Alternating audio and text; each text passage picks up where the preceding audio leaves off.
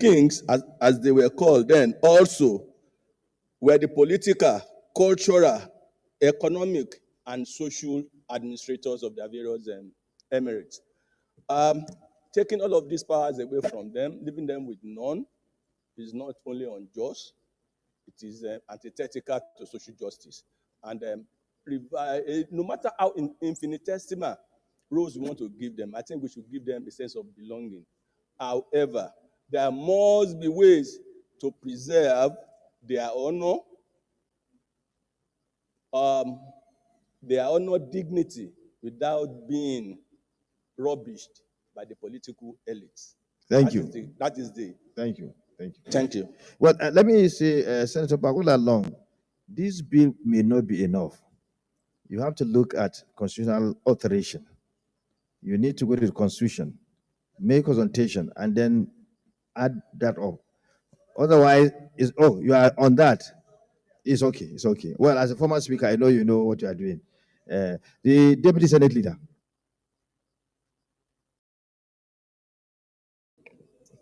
Mr. President, I just want to throw a question. And the question is very simple. We are in a democratic dispensation. Democracy has its own structure. I'm not very sure that what we are talking about is on the same line with these democratic institutions. As of today, our traditional rulers are well recognized in their local domain. They are well recognized at local government level, and they are well recognized and referred at state levels. Even at the federal level, very constantly, they are called upon to solve either kinetic or non-kinetic problems in Nigeria. I would just want to throw a question that we should be very, very protective of democracy and tenets of democracy. And democracy is about the people, not a section.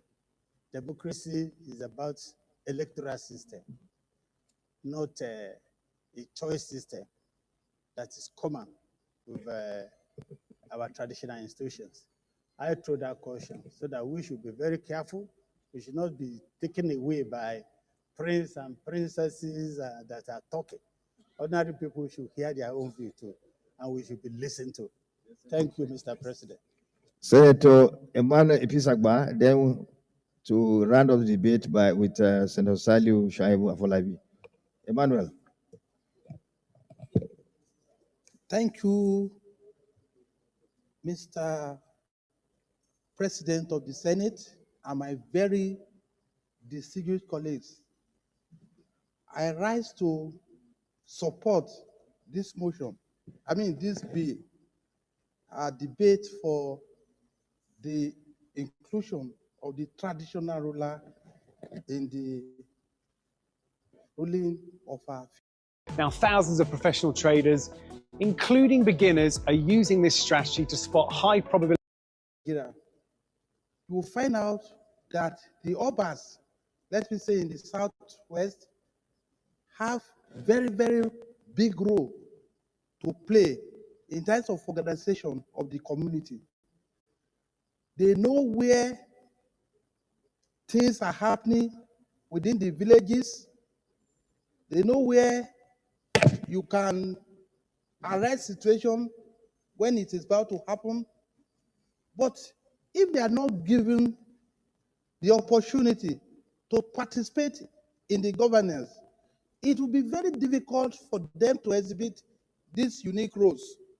In the past, when the Obas, the Emas, and all other traditional rulers were involved in proper leadership, you find out that the rate of crimes were very low because they can narrate this situation as at when due. They have the assures, those are the soldiers in the Yoruba land that can bring things into correction at a particular time. So with this bill, I strongly support that they should give it the opportunity to go to the next stage so that the traditional rulers can have very unique role to play in the whole system of leadership. Thank you very much. We now have Senator Salisu Shaibu, then thereafter Senator Yaradua, and then Senator Yaya Abdullahi, and then finally Senator Mohammed Mongunu, in that order. Mr. President, distinguished colleagues, Shoaib Afolabi Salisu is my name. I represent the Ogun Central Senatorial District. It is difficult to fault this motion at all, this bill, and I'll give just 3 reasons. Number one, as we speak, in most states of the Federation, there exists Ogun State, as an example, Ogun State Council of Traditional Rulers. I am also aware your state has. Most states of the Federation already have Council of Traditional Rulers. What is missing is the nexus for these traditional rulers to be able to come together at the national level. That's to further buttress this point. They are also being remunerated. They are part of the first line charge that the local government funds use to pay the traditional rulers in respective domains. In one breath, we are remunerating them. In another breath, we are not giving them any responsibility. So this is the first reason. Second reason, at every time of national crisis, we run to traditional rulers. Whenever there's a crisis in a country, the government finds a way of bringing.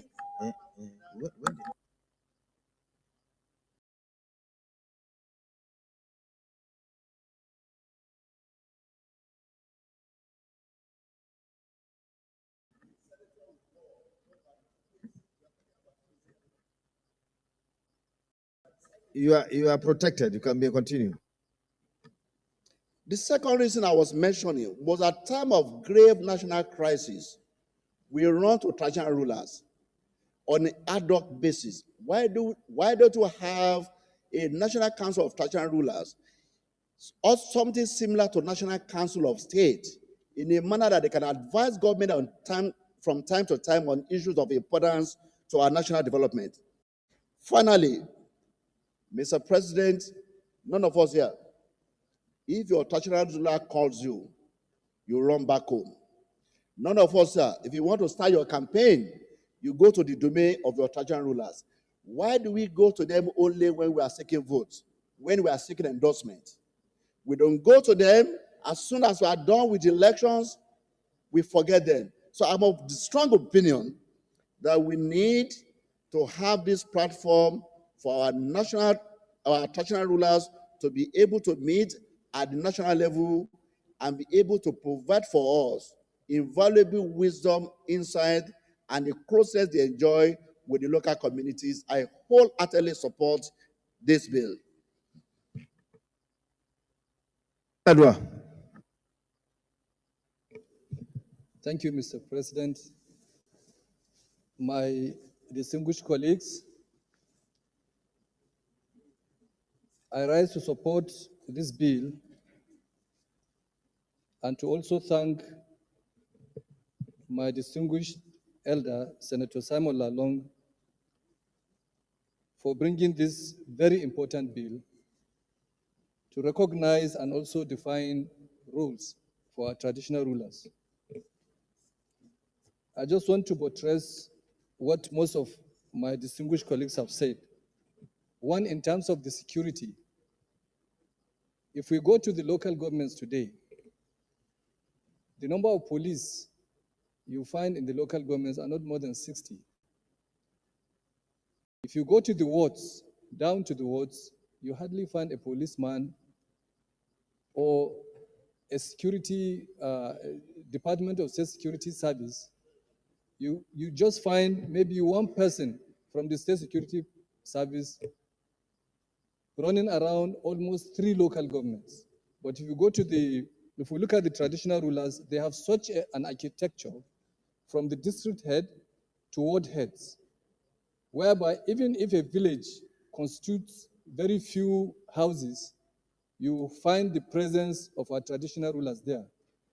So recognizing them and giving them roles. You have 1 second remaining. 1 minute, sir. Would help in ensuring that they help government, especially on the aspect of security. We know how well respected they are in the society, very close to the masses. And like my brother mentioned here, my distinguished colleague, when we go out for campaigns, our first port of call is the traditional ruler.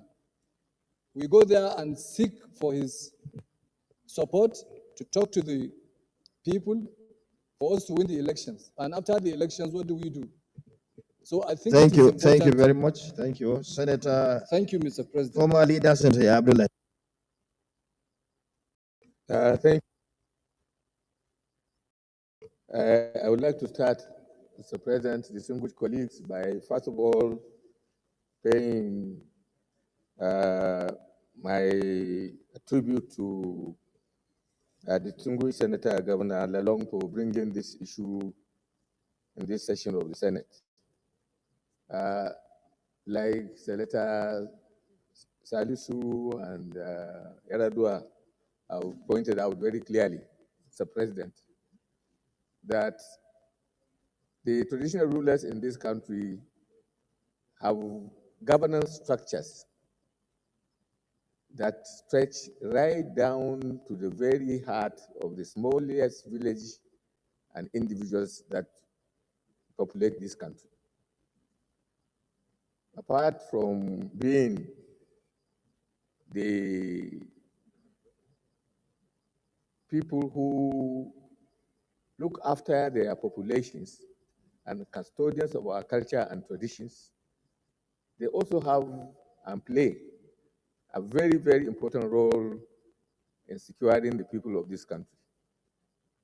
I think there is no state here that does not depend on them on one issue or other when it comes to the issue of conflict resolution or issues that involve popular participation in anything having to do with political, cultural, or social affairs. Mr. President, like Salisu and several others who have contributed to this bill have said, we ourselves, there is none of us here who can say that he has participated and actually started his political campaigns without making nocturnal and open visits to the palaces of these traditional rulers. And let us also be very, very candid about some of these issues. This democracy we are talking about has its foundation from traditional institutions. It's not true that democracy is totally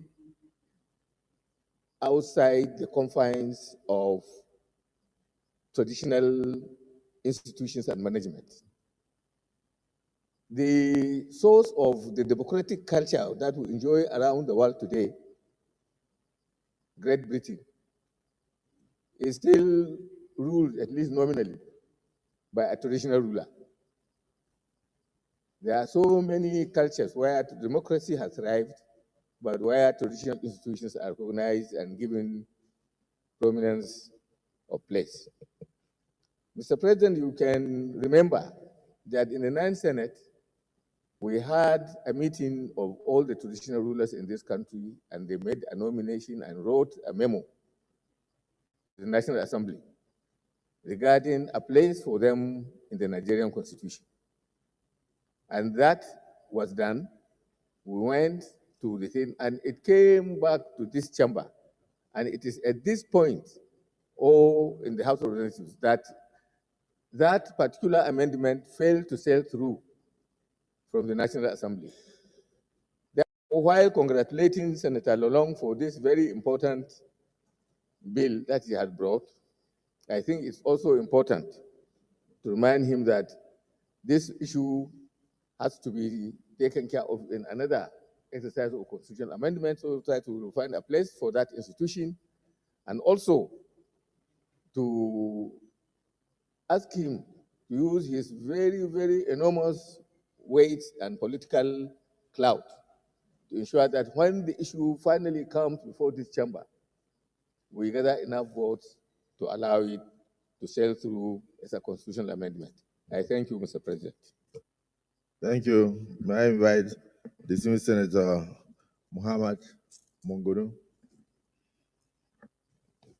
Mr. President, distinguished senators, my name is Mohamed Tahir Munguno. I represent Borno North Senatorial District. Mr. President, this bill is res ipsa locutor. It speaks for itself.